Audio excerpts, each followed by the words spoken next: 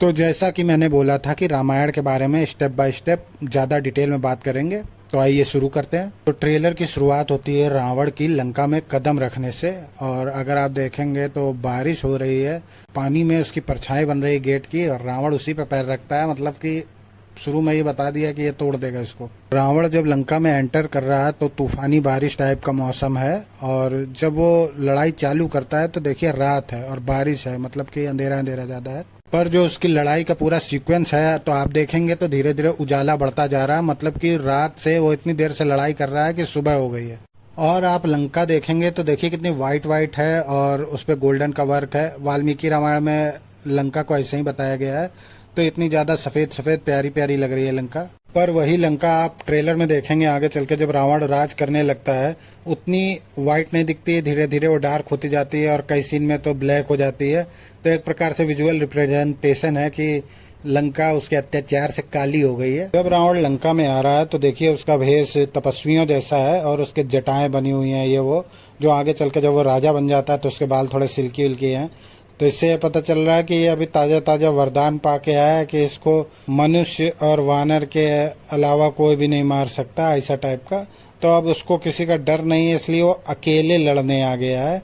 और यहाँ पे ये जो लड़ रहा है तो ये देवताओं की सेना है एक प्रकार से, क्योंकि कुबेर देवताओं के कोषाध्यक्ष थे, तो के पास भी देवताओं की सेना की टुकड़ी होगी जिसको ये अकेले मार रहा है। तो ये मनुष्यों को नहीं मार रहा है, ये देवताओं की सेना है, तो उनको गाजर मूली की तरह काट रहा है। तो इसका मतलब ये काफ़ी पावरफुल हो गया वरदान पाके। आगे ट्रेलर में जब लंका जीतने के बाद रावण का राज्याभिषेक हो रहा है तो देखिए उसकी ड्रेस में, मुकुट में कितनी ज़्यादा डिटेलिंग की गई है, जो कि काफ़ी अच्छा लग रहा है, बहुत देखने में सुंदर लग रहा है। और इसके मुकुट में सींग इंग टाइप की बनी हुई है, तो थोड़ा राक्षसी लुक है।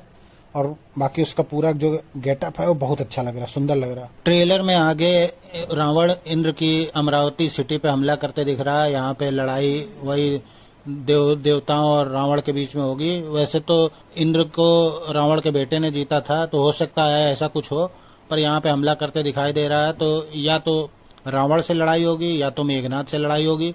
इसको जीतने के बाद जब मेघनाथ इंद्र को बंदी बना के ले जाएगा अपने यहाँ, तब उसका नाम इंद्रजीत पड़ जाएगा। तो ये सीन काफ़ी अच्छे लग रहे हैं, और सबसे अच्छा लग रहा है रावत। जो पूरे ट्रेलर में CGI VFX जो भी होता है उसमें जो सबसे अच्छी बनी चीज़ें हैं उनमें से हाथी और वो जटायु बहुत अच्छा लग रहा है। उसके बाद हमें ट्रेलर में विष्णु जी का कॉस्मिक रूप दिखता है जो किसी को वरदान दे रहे हैं। उसके बाद हमें अयोध्या में राजा दशरथ यज्ञ करते हुए दिख रहे हैं, और हमें अयोध्या की भी थोड़ी सी झलक देखने को मिल रही है। देखने में पता चल रहा है जैसे रावण की लंका है उसमें सब जगह शेर शेर है, तो यहाँ अयोध्या में कई जगहों पे हाथी बने हुए हैं। और जैसा वाल्मीकि रामायण में है कि कई मंजिला बिल्डिंग होती हैं, तो यहाँ डिफरेंट टाइप की बिल्डिंग दिख रही हैं कई मंजिल की। उसमें जाने के लिए अगर आप गौर से देखेंगे तो सीढ़ियाँ लगी हुई हैं, वैसे तो लकड़ी वाली सीढ़ी लगी हुई है, तो ये अच्छी डिटेलिंग है। फिर हमें आगे ट्रेलर में राम जी का ट्रेनिंग मोन्टाज एक प्रकार से दिखाई देता है, जो कि आगे चल के शिफ्ट होके एकदम से जब वो लोग ताड़का को मारने गए रहे थे, ताड़का और उनके बच्चों से फाइट होती है, उसमें शिफ्ट हो जाता है। वो देखने में अच्छा लगा। अभी ये जो इसकी CGI डिटेलिंग है वो ज़्यादा अच्छी नहीं लग रही है, पर मूवी आने तक क्या पता वो उसको ज़्यादा अच्छा सुधार ले। अभी इसको देख के कांतारा मूवी के वो ब्रह्म राक्षस टाइप की याद आ रही है। फिर उसके बाद हमें राम जी के कई शॉट्स देखने को मिलते हैं जिसमें वो अपने पिताजी से बात कर रहे हैं, कहीं पे गुरु विश्वामित्र उनको कहीं पे दिव्यास्त्र प्रदान कर रहे हैं और कई सिद्धियां प्रदान कर रहे हैं, और बाद में जो कट होके सीधे वहाँ पे उनका धनुष भंग वाला सीन है उस पर आ जा रहा है, वो देखने में अच्छा लग रहा है। अच्छी बात यह है कि मिथिला थोड़ी लाल लाल लग रही है, देखने में सुंदर लग रही है। इसका कलर पैलेट बाकी सब जगह से अलग है, तो देखने में पता चल रहा कि हाँ ये मिथिला है। और ये धनुष क्योंकि शिव जी का है तो ये देखने में बाकी सबसे बड़ा है, तो ये काफ़ी अच्छी डिटेलिंग थी। फिर आगे के सीन राम जी के वो वनवास जाने वाले लगभग सारे सीन वही हैं, देखने में सारे सीन अच्छे लग रहे हैं। रात के सीन इस मूवी के सब बढ़िया हैं। बात करने लायक कुछ खास चीज़ों में ये याली है जो शूर्पणखा का रथ घसीट रहे हैं। देखने में शेर जैसे लगते हैं, पर प्राचीन काल में श्रीलंका में पाए जाने वाले ऐसे ही प्राणी होते थे शेर जैसे, उनको याली कहते थे, और ये श्रीलंका का सिंबल भी है शायद। तो ये देखने में काफ़ी अच्छा लगा। ट्रेलर में एक जो सीन है वो मुझे अजीब लगा, जिसमें भगवान परशुराम हैं बैठे, मतलब घुटने पे बैठे हुए हैं, और वो राम जी को विष्णु जी का धनुष देंगे कि इस पे आप प्रत्यंचा चढ़ा के दिखाओ तो हम मान लेंगे कि आप अवतार हो। वो अगर उन्होंने वैसा कहा भी होगा तो वो घुटने पे नहीं बैठे रहे होंगे, तो ये मुझे थोड़ा सा अजीब लगा, क्योंकि दोनों भगवान के अवतार हैं। तो ये देखना है कि फिल्म में कैसा लगता है।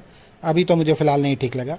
ट्रेलर में मुझे रवि दुबे का ये लुक बहुत अच्छा लगा और देखने में लक्ष्मण जी वाला फील भी आया। ये विवेक ओबराय शायद सुपर्णखा के पति का रोल निभा रहे हैं, जिनको रावण खुद ही मार देता है। यहाँ पे जो मारीच है वो अपनी माया चला रहा है और ये लक्ष्मण रेखा वाला सीन ये काफ़ी अच्छा लगा। ये जो सीन है ये मुझे कुंभकर्ण का सीन लगता है, या तो ये पहले का होगा नहीं तो ये अगली मूवी का होगा। अगर अगली मूवी का है तो इसको अभी ठीक करने में इनके पास बहुत टाइम है। ये वाला सीन वो होगा जहाँ पे राम जी 14,000 राक्षसों से लड़ते हैं वन में, जो सुपर्णखा की नाक काटने के बाद उसके भाई ने भेजे रहते हैं। तो यहाँ पे वो अकेले लड़ेंगे, शायद लक्ष्मण जी इसमें नहीं पार्ट करते हैं। तो ये था ट्रेलर का छोटा सा ब्रेकडाउन। अगर आगे कोई डिटेल आएगी तो हम उसके बारे में और बात करेंगे।